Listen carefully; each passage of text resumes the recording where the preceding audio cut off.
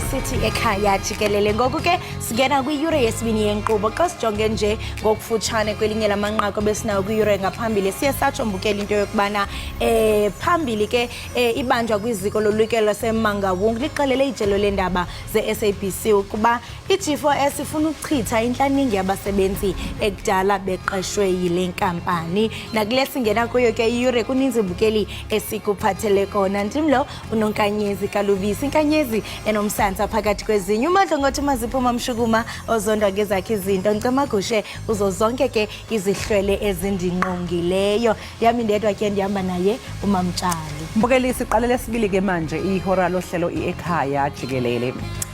Omunye ke mbukeli uthi hey uhleke wazolala phansi ebona iaffidavit ebhalwe ubaby mama Thizeni ebhala ngesingisi ethi he is jobbing but not even danonos. Ezama ukusho ukuthi ubaba wengane uyasebenza kodwa hawo akawathengi ngisho amadanoni. Ayo mama ka enza abadlali mfana. Igama lohlelo Ekhaya Jikelele kanti elami ngunoxolo umamtshali wakomwalo umantshiko ongacoshi ihlabanga lelisophe qwa intokazi yale ondini ngaseshamthetho sesifundazwe esidala. Sibonge kakhulu mbukeli ukuthi uhlanganyele kanye nathi la Ekhaya Jikelele. Hlala phansi unethezeke siyathembisa ukuthi sokuphatha kahle. Ake sibheke ihamba phambili ke kuleli khora lethu lesibili.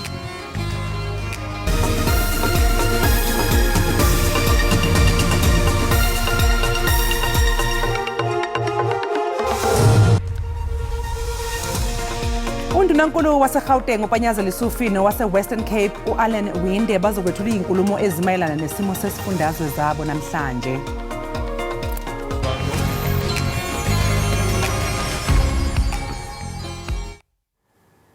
Undunankulu wesifundazwe i-Western Cape u-Allen Winde ulindeleke ukuthi ethule inkulumo yakhe emayelana nesimo sesifundazwe isopha khona namhlanje kanjalo nondunankulu waseGauteng uPanyaza Lisufo. Le nkulumo uzoyethula ke ehholo lomphakathi eKlippisdal ePaarl u-Allen Winde. Phakathi ke kwezinye zezinto ulindeleke ukuthi ke akhulume ngazo udaba lohlelo locisha ngogesi ukwentuleka kwamathuba emisebenzi kanye nokudlanga kwezigameko zobugebengu. Kanti ke mbukeli sike sakhulumisana ke futhi nalowo ukhulumela isishamthetho sesifundazwe ke eGauteng esixoxisana naye nje ke mayelana elo zinkulumo ke kandunankulu Panyaza Lesufi azoyithula naye namhlanje eyibhekise ebantwini baseGauteng. Kodwa njengamanje ake sizwe kabanzi ke mayelana nenkulumo kaAllen Winde azoyibamba lapha eKapa. Intetho yobume bephondo ivula ikroba lokuba inkulumbuso inikeze ingxelo kubemi ngengxabakaxaka eziqananazileyo, inikeza imbono ezimayela nomsebenzi karhulumente wephondo. Yaye lithuba lokuba urhulumente wephondo abekele ubala umkhombandlela wamanyathelo baza kwathabatha inguqu. Abahlali imbombozone zephondo bayakhuthazwa babe yingxalenye bave ukuba iza kubachaphazela njani kwimo yentlalo yemihla ngemihla. I think the crisis that we are all facing and we are crying about is the load shedding. That is number one. And also to get rid of the shacks. Because as you can see here in our area in Langa, there's a lot of shacks surrounding. Abahlali bakwalanga banethemba lokuba inkulumbuso iza kuzibhengeza izicwangciso zokuphuhlisa ugqithiso lwenkonzo. In the Western Cape, it seems we stay in different provinces, even though it's one province. People in the township seem to be living in another province, even though they're in the same province in the Western Cape. Because what we experience, more especially in the township, we find that water gets switched off. Amacebo wokuvulwa kwamathuba engqesho nawo angumnqweno ongundoqo. Government, if you can save it for us for the jobs vacancies, even a way to make for us the IT, especially as we are sleeping outside here under the bridge. Because if we go in there to the Department of Home Affairs, they said no, we must pay something, but we don't know where we're going to get it because we're unemployed. Kanti abahlali basezigadini bathi balangazelela ukuva amanyathelo wokuvuselela isidima sabantu abangenamakhaya abahlala kwingingqi ezingqonge umbindi wedolophu. I think especially in the CBD what I've seen in the past few years is an increase in homelessness, and I really don't feel like the local government is doing much to help with that. These people are really struggling. People talk about crime, but you've got to look at the root of the problem. iPaarl eBoland ichongiwe ukuba ibambe le ntetho yobume bephondo. Namhlanje ngumhla wokugqibela wokuba i-ANC inikezele ngeerekhodi zayo ezipheleleyo zokusasazwa kwabasebenzi ukusukela ngomhla wokuqala kuJanuwari ka-2013 kumbutho we-Democratic Alliance. Oku kuza emva kokuba inkundla yomgaqo siseko yakhaba isicelo sokugqibela se-ANC sokubhena kwisigebo senkundla ephakamileyo eyayisiyayela ukuba inikezele ngeerekhodi ezipheleleyo zingaphelanga iintsuku ezintlanu zokusebenza. I-IFP ithi iqinisekile ukuba iza kubuya nempumelelo kunyulo kwiphondo laKwaZulu-Natal. Eli qela lithi indlela eliqhube ngayo kunyulo lovalo-zikhewu olubanjwe kutshanje kweli phondo luphawu lokuba abahlali bephondo laKwaZulu-Natal bafuna utshintsho kulawulo. I-IFP ibibambe irali eThekwini izolo ilungiselela irali yayo yokuphehlelela umqulu wezithembiso neza kubanjelwa kwibala iMoses Mabhida ebutsheni bale nyanga izayo. Okhulu kunako konke ukuthi sizothi mhla ka-10 March kuwo lonyaka sonke sobe seMabhida. Therefore today I just come here to Durban full of hope for the future. This hope has been built on what we have seen and heard from the people across KwaZulu-Natal. They have told us through their votes and through their voices that change must come to KwaZulu-Natal. And I'm here to tell you that change is coming. It is coming not only to Durban, but to KwaZulu-Natal and to the world of South Africa. It is coming with the next election, just a few months from now, but it is, in fact, already change is here. Bukeli khawukhabule uqikelelo lwemozulu.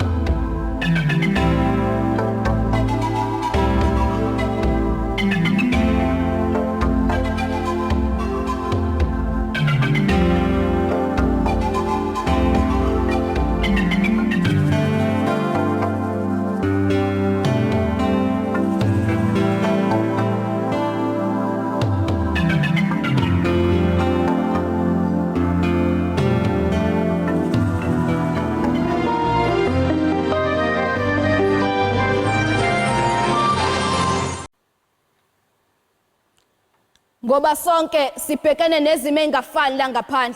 Athi abanyeke ngokwehluleka nje kancane sebesehlulele ekahleni nokuhlolela. Thina siphila ngemkhuleko abazali bethu nayiyona sibekela isikhona namhlanje. Kakho ungalingeke wenza iphutha lokucabanga ukuthi umona wakho wehlisa isigaba esithize empilweni yami. Phezu kwalokho uyangigqugquzela ukuthi lokho engibangisa mina kungalingi unginyanyise ngoba uma senginyanyile impumelelo engiqhama ngayo ixosha zothatha kwakanti laseziko liyaphuma ngisho ngingathandi ngakho ungakenzani. Wena uma ucabanga ungalenzani iphanta ihumusha eqhubhuzelekile elifana nami. Ngoba bafethe impumelelo ayisilindi nokuzishela sesayihashukela isale ebuqamama. Phela nawe wohlukanisa phakathi kokujabulisa nokumosha ikusasa lakho isikhathi singakafiki. La ngikhuluma iqiniso kepha ngifuna ungigathekise. Isithombe esengelo sisulasula impolo nami sizongikhumbuza. Sithi sisanda sakufumbathi sisiphiwo sokubhala izikondlo kuba ukhuluma ukuphila ebantwini. Manje abantu bashintshashintshana ekufeni besaphila nikhona nami ngizokhulumela isibongo yebo. Besinipha amazwi azonika ugqozi. Kepha manje ngasihlanga bese endleleni kuyacaca nje kube sisikhela amanzi ngefoloko okunye okuncane ukubona kuyakhasa kushaya uyedana endleleni ekufeni okufeni yedana nani yedana kucula unini uduza umntwana ngoba abanye abazali banesandla ethela abantwana babebheka eceleni ubheka icelo saze sithole bophintsheni ingaba uma nisaqhubha kanje ngasho ngabona osankosi usalisubuye athi omunye iphutha engalenza hlezi ukucabanga ukuthi wena uzohlezi nami ufakazi walokho yimiki ngikugumlela zonke izembatho ngikunika konke kungokwami ngitshele zidelise nami kanti angazi ngiyasikhohlisa nami athi ungazi kufana ncamashini nongaboni iphutha engalenza hlezi ukucabanga ukuthi wena uzohlezi nami mina ngalala nawe ngoba ngikuthemba okusho ukuthi kuyacacakelela ithemba lakho lwelingasisebenzi isekelo salokho omama bahleli bazobika isisu uqeda umfana asiphike nangasifundi isifundo sakho uphinde elapho usuye kusoba lokusho ukuthi leli themba lakho liyakudukisa kanti enjani lelihambe libekwa yonke indawo athi piti bhoto futela mawe yinike bafethu nicula lomhlabeleli ngaphambi kokuba nihlale ngeinhliziyo zabanye abantwana ngoba bafethu ninothandweni senangenele ukudlala kanti niwuthathaphi lo mdlandla ekusebo lovu noziphi unginikileke izolo niyazi nana geje athi kanjalo ke nanzinqwela othandweni senangenele ukuthola ikhekhe eqala ngaphambi kokuba naziyena umuntu okusho ukuthi ngifikele isithombe sokuthi nani mantombazane senaphenduka komashonisa ufakazi walokho niqala ngokunika okunye nokunye nizokubona phambili uyabona mzukulu ngifuna uze ukhulu uqonde ukuthi lana kusemhlabeni kepha lokho kungakunika igunya lokuthi nibhubhudle ubushabeni nina ingane ngiyakwazi kusakweni nokwesakweni ngakho ngeke nakancane ningidide athi lalelani iziyelo zami mina nginibhilde eshebe eqhugela khona ugogo nengeza ingane hotel ibhukhela khona ngemali yebili okusho ukuthi sekuyacaca ke sekusobala wisha indivi selo sasalikazi sakhe uthi yena ufuna ukugipela isimathotha sakhe isiphalaphala sakhe okwanje ukuphapha kanti sekukushabalala kamaphupha akho ngoba impilo esiphila manje inomthelele ngempilo esiphila ngesikade simakade mina vele kudala kakaza angazi usisanda the African poet ngiyabonga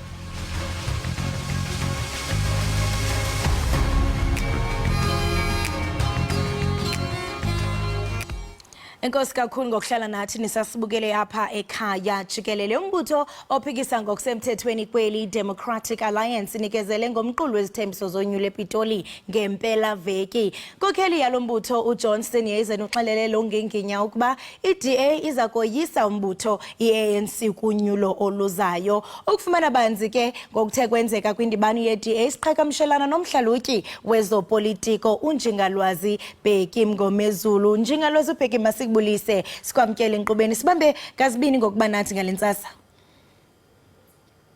sisangibingelela kuwe ngibingelele kubabukeli bakho Njengalwazi nangu siniyeze nesithi baza koyisa umbutho weANC kolonyulo kokolwazi kwakho lwezopolitiko ndiyafuna uqonda bana angakanani amathuba uba lento ingenzeka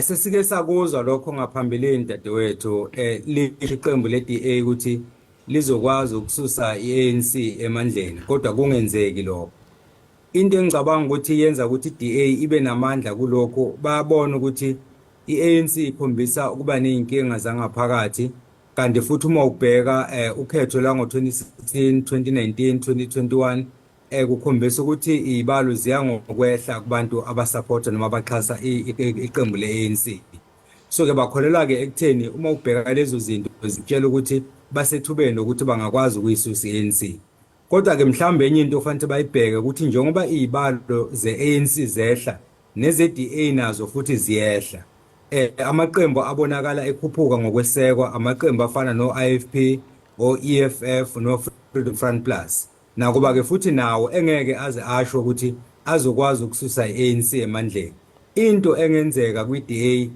ungaba ukuthi ihlanganisa lamaqembu lamanye wahlanganisayo lokho yaqala ikubiza ngemoonshot pact ogcina manje kuthiwa ilona multi party charter for South Africa nayo ke kodwa esingekho isiqiniseko sokuthi bawugcina bekwazile ukwenza lokho kodwa ke ngiyacabanga ukuthi into abangayisho sibavumele ukuthi izibalo zeANC zikhombisa ukwehla okungenzeka igcine ngawutholanga lo 50+1 ongabe sekuphoqa ukuthi ke akube nohulumeni okubambisana lento abayibiza ngecoalition government Usatsho njengalazi into yokubana noko umbutho weANC kuyabonakala into yobana ngoku amanana phansi kwaye singatsho prof into yokubana lamaqela amabini umbutho weANC nombutho weDA ingathi noko zikhona izinto ezifanayo uyaqonda ukhumbula into yokubana kwileaders zabo waphuma umongameli uJacob Zuma wazenzela iMK yakhe wasuka naye uMusi Maimane beyinkokheli yeDA wazenzele wakho umbutho ibhosa. Kwaye ke le nkokheli uJohn uthi into eza kwenza kube lula ukohlula umbutho we-ANC kukuba i-MK inyanzelekile. Ingaba loo nto ingabasebenzela be-DA? Into ayishoyo Stenizeni ibukeka kwinto engenzeka, kodwa ke umbuzo fanele ayibuze wona ukuthi ukuphuma kwabantu ku-ANC beya ku-MK ingabe lokho kuyisiza kanjani i-DA, ngoba phela uma izibalo zawo zingenyuki noma bangaphuma abantu ku-ANC baye kulona kumkhonto wesizwe, lokho akusho ukuthi yena uzobe esethatha noma i-DA iyona ezobe isiphumelela ukhetho.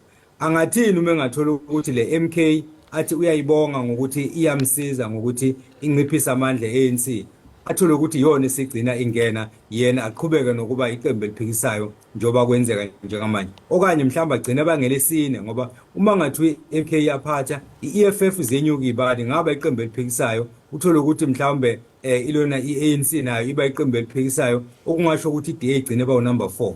Okusho ukuthi ke lezi zinto ezenzekayo ayisho Stenizeni yebo ziyezwakala zona, kodwa akufanele ithemba lakhe alibeke lapho ke, ngoba angicabanga ukuthi kuzomsiza ngalendlela acabanga ngayo noma iqembu le-DA kuzolisiza ngendlela acabanga ngayo. Yebo kodwa usopolitiki unelungelo lokuthi akusho lokho akushoyo ukuze abuyise ithemba kubalandeli nabavoti be-DA. Umcimbi ke we-load shedding zange abe kanti ushiya ngaphandle lo kaJohn Steenhuisen. Uyathi into kubana wakungena esikhundleni uzawuphelisa. Ingaba i-DA inawo nawaphi na amacebo okuphelisa i-load shedding? Sentsho umuntu xa izawuma eqongeni athembisa isizwe into kubana ucimicimi wombane uzawuphelisa. Ingaba sele zikhona ezizicwangciso okanye uthetha nje?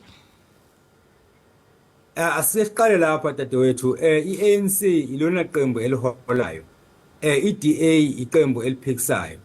Uma ufika lapha kuhulumeni njengamanje amaqembu asimele awu-14, okusho ukuthi uma khona into engahambi kahle kuhulumeni nawo lawo maqembu aphakathi, ngoba phela i-ANC njengoba iphethe ayiphethe yodwa, iphethe nawo lamanye amaqembu awu-13. Okusho ukuthi ke i-DA njengeqembu eliphikisayo, umbuzo oqala ofanele ibuze wona ukuthi kuze kuzofika manje yini abayenzile eParliament ukuzama ukuqeda lento ye-load shedding. Uma ukuthi imbono bayibekile ANC yangayilandela abayiveze leyo nto leyo singabavoti siyibone. Uma behlulekile ukwenza lokho bathi balinde isikhathi lapho kuyoze kuphathe bona khona kube imabeza nama solutions, mabeza nesombululo lenkinga ye-load shedding. Lokho kusho ukuthi abukho ubulungiswa, ngoba kusho ukuthi ngendlela abanandaba nawe nami into abayibukayo bona ukuthi ibona abaphethe. So ke angicabanga ukuthi okwamanje singathi zikhona izinto abayibeke etafuleni ukuthi bazoyiqeda lento ye-load shedding. Njoba sizule neqembu lesithathu okuyi-EFF ithi yona izoyiqeda lento le enyangeni ezo6 kuphela, esingazi ke nabo ukuthi mhlawumbe iziphi izinto abayiphethe bathi bazokwazi ukuthi bayisebenzise ukuqeda i-load shedding. Ngoba ngendlela okwenzeka ngakhona i-ANC ukutshela ukuthi kade sizama sekuze kwaqoka nongqongqoshe uKhosiye Ntsora engazi ngempela ukuthi wenzani, kodwa ke phela umengameli uyazena ukuthi wayemqokelani, ngoba uthe eseqokiwe salokhu sigijima ku stage 5 stage 6 kuwe ukuthi kune schedule ethi ayizukuba khona i-load shedding uyibonisa ikhona njengoba kade kwenzeka nje kuthini izolo kade ingekho ku schedule kodwa ngo4 yaqala. Okusho ukuthi ke inkinga zikhona lapha ku-load shedding, akuyona into ongavela ukuthi nje uzoyiqeda ngeminute noma uzoyiqeda ngeinsuku ezimbalwa. Okusho ukuthi ngendlela i-DA nawo wonke amaqembu amanye lawa asazokwethula ama-manifesto azokhuluma nge-load shedding, kodwa uma sesibheka ukuthi lokho azoqeda kanjani ayikho into ngempela ephathekayo abasayibekile etafuleni okwamanje. Okubhlungu ke kukuba uninzi loMzantsi Afrika bathi xa bekhwele eqongeni bethembisa umuntu abenethemba athi ivoti yam ndiyisa kusibanibani ngenxa into yokubana uthethe le nto. Umbuzo omkhulu kukuba ingaba yintetho kuphela okanye izawufezekiseka, kodwa ke uyihlala utye wayigqiba. Ndiyafuna ke ngokuqonda kuba koloku eli qela lithe liza kudala amathuba emisebenzi engaphezulu kwezigidi ezimbini. Kwaye ke uJohn uyigqibe kabukhali nento ibithethwa ngumongameli kwisona, umongameli uRamaphosa, apho esitsho into yokubana uTintswalo ufumane ichamka nobomi. Esitsho ke uJohn into yokubana hayi khona uyaphosisa kuba xa sijonga ulutsha loMzantsi Afrika luphakathi kwentswelangqesho, kodwa ke uyathembisa uthi kuzoba nemisebenzi engaphaya kwezigidi ezimbini. Luthini luvo lwakho njengalwazi? Asiqale ngokuthi uStienezeni uqinisele uma ethi umengamele akalitshelanga izwi iqiniso uma ekhuluma ngendaba kaDinswalo. Lo Dinswalo amshoyo owephupho akuyena uDinswalo esimaziyo. Mina ngisuke emakhaya dadewethu. Lezi zinto akhuluma ngazo umengameli azikho. Uma uya lapha emakhaya akukho ngisho amanzi. Indaba yomgwaqo inkinga, indlela lezokuhamba imoto zinkinga. Okusho ukuthi lo Dinswalo amshoyo mhlambe waba nje nesithombe wenza umzobo kaDinswalo ohlala esentini owenzelwa zonke izinto. uDinswalo mina engimaziyo ilona othi esenikeziwe iNSFAS ayithola inyanga eyodwa, enyangeni yesibili angayitholi kuthiwa akasaqualify, kade qualify ngenyanga edlule. Uma ngabe esekhokhelwa ngenyanga yesithathu uthola ukuthi ayikho i-back pay, umbuzo uthi ishonaphi le mali kaDinswalo obekufanele ayithole. uStienezeni uthi uzokwakha imisebenzi ebalelwa ku2 million. Umbuzo uthi uzoyakha kanjani uma ukuthi lezi inkinga lezi ezikhona okufaka phakathi load shedding azikalungiseki, ngoba uma amabhizinisi lawa khona ngaphakathi efuna ukuphuma ngenxa yokuthi le load shedding iyaqhubeka, uzowakha kanjani amathuba omsebenzi? Abasha abafikayo investment uzoyakha kanjani? Ukuthi lezi inkinga lezi esinazo sisazoqhubeka sibe nazo ngangokuthi mhlambe umuntu ushintshile kade kunabantu abawu5 abangasebenzi sengabantu abawu4 abangasebenzi, kodwa iqiniso ukuthi indaba kwakho umsebenzi angeke ize ilunge. Alikho lodwa iqembu lezombusazwe eliyoyilungisa uma ngakalunga udaba lo load shedding. Lo bese kuba ke nalento le eyamathenda. Uma uqede le nto leyo uzokwazi ukufaka imali eningi kuhulumeni, ngoba imali eningi kuhulumeni iyaphuma iye kumathenda ngoba kuqashwa abantu abangawazi umsebenzi, bese kuphoqa ukuthi imisebenzi kahulumeni ayenziwe ngabantu abangaphandle baholele imali eningi. So ke ngiyacabanga ukuthi lezi thembiso, ngoba akuyena yedwa uStienezeni, sizwile neRise Mzansi ithembise imisebenzi ebalelwa khona ko2 million, EFF bathembisa 4 million, oMusi Mayimana bathembisa 2 million. Umbuzo ke uthi lokho bazokwenza kanjani? Izethembiso ngenye into uma ngabe sekufanele uyifeze lezo zethembiso olunye udaba. Lolunye udaba prof. Ndiyafuna ke ngokuqonda kuba iDA ibonakale igxeka kakhulu yeANC, and looking at i-decline yeANC kusukela ngonyaka ka2021, ingaba mhlawumbe oku kuya kunceda omnye umuntu ke angatsho ukuba kufuneke igxile ekuphuculeni impilo yabantu? Mhlawumbe sike sibheke lento yokuthi iANC iphelelwa ngamandla, iqiniso lelo. Kodwa ke angeke ukwazi ukuyiqhathanisa neDA ngoba iDA mozobheka iqine kakhulu esifundazweni esisodwa kwiWestern Cape, bese ke iba nemizamo yokungena kwezinye izifundazwe oGauteng nakwezinye. Kodwa iqiniso ukuthi iDA ayikho kuzo zonke izifundazwe lezi ezu9. iANC into eyenza kube ukuthi namanje isaphethe ingoba uma ngabe ilahlekelwa amavoti awu10 kwenye indawo iyawathola amavoti awu15 kwenye indawo, ngoba ikhona kuzo zonke izifundazwe ezu9 nakuyo iWestern Cape lapho iANC eyanikezela ngombuso kwiDA isenabo abalandeli bayo. Okusho ukuthi ngenye indlela noma zehle ibalo kodwa iyaqhubeka ukuthi iyenze kangcono uma iqhathanisa namanye amaqembu.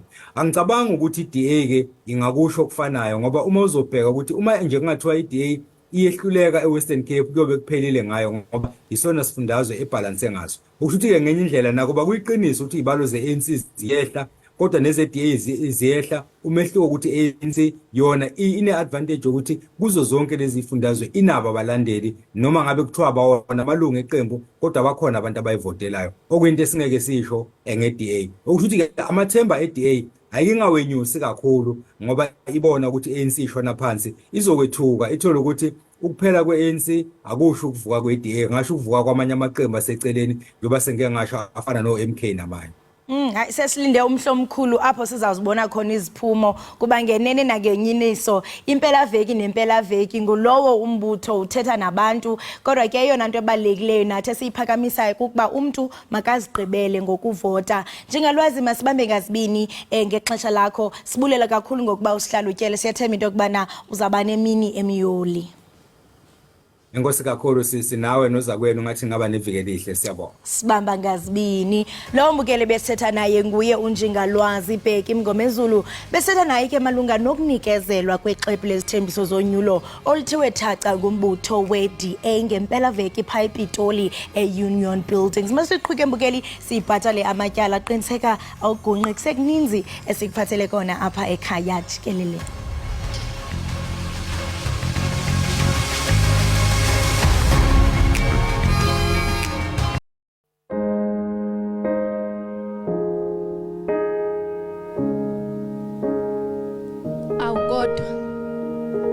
wena umuntu wami noma bengathini futhi ngizohlezi ngikuthanda noma ke bona bengasathandi ngingahlala kanjani ke ngingakuthandi uma njalo unokungiphathisa kwendlunkulu hleze yingakho uma sindawonye nginokukudlalela ingoma zalwandlunkulu sithandwa sami benginesifiso ke nginesifiso sokukhiphela eParis kepha phephisa amandla ke iwona engenayo kodwa uthando lapho umabuka ngiyakutshela athi mina ngizokuthengela amahinyahinya njalo ke uma ngikubona kuvele kuthi ngiyagiye angizwa mshini wena umuntu wami umuntu wami umuntu wami umuntu wami yazi iphunga lakho lingihaqile lingezungezileke ngemuva nangaphambili wehlisa isandla sakho phezukwamagcoba ikhanda lami ngamafutha othando lwakho wena sithanda sami wabethela ngoba ufuna ngikwehlukana nami athi impela ukuqala kokwehlakanipha kwesaba ukuhlukanisa thina Genesis chapter 1 verse 1 eqaleni komhlaba uNkulunkulu wadala usisanda nesithanda sakhe awusuka madoda igeza lensizwa intene ukuperfume kanokusho kodwa la kuyazi webhebi khona ngifisa ukusho okushuthi ekhaya sebengibambile ukuthi ngithandana nawe kodwa phuleka lokho akusho lutho singabashashasi batshela ukuthi singabangani uma kuthiwa siyaxabana njengamanje nkosami ngabe sibangani ngiyakuthemba ngikhathazana nanokuthi kuwe sibangani sithando sami laki mukhethe kahle and futhi ke ngisiphethe kahle usisanda the African poet ngiyabonga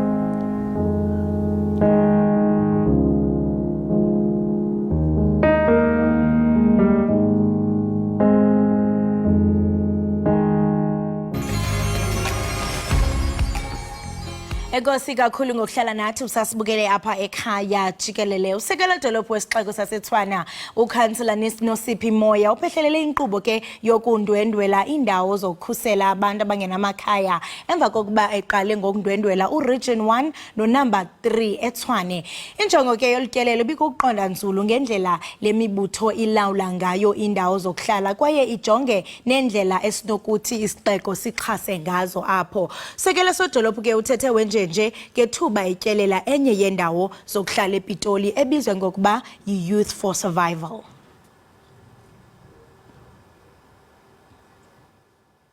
Right now we're at our third stop for today at the Youth for Survival. The second stop we went for Youth Survival where they cater for men. Right now we are where they cater for women and children. A lot of activities happening, cooking for, we saw classes, computer classes, we saw ABET classes, the art classes that are happening here. There's a lot that is happening, but I think more than anything is appreciating the work that this leadership of this center is doing for the homeless. So where we're here now, we're just observing and also just understanding where the city can contribute and collaborate in the work that they do. But I think so far there's hope that at least there are people out there who care about the plight that is homelessness. Right imbukeli Ekhaya Jikelele ngoku ke sawuqhagamshelana ngeZoom notatu Albert Dekhale ongomnye ke wabo bathe baxhamla kule nkqubo kasekela sodolophu masikubulise sikwamkele enkqubeni sibambe ngazibini ngokuba ube nathi tatu Albert. Good morning. My name is Albert Dekhale, and thank you to you and to your listeners. And just even before we go further, I think there's a little bit of a mix. I'm from life-changing projects, the life-changing project. I know of the one you've just mentioned.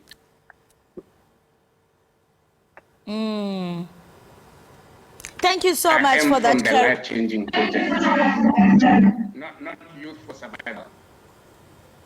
Masikubambe apho tata ngathi noko kukhona ungahambi kakuhle ngenxa yesandi kodwa ke bazayilungisa mbukeli pha emaqhosheni nayo utata sawuqiniseka into yokubana simva kakuhle xa sibuya kodwa ke masiqale ke sithengise apha ungagungqi.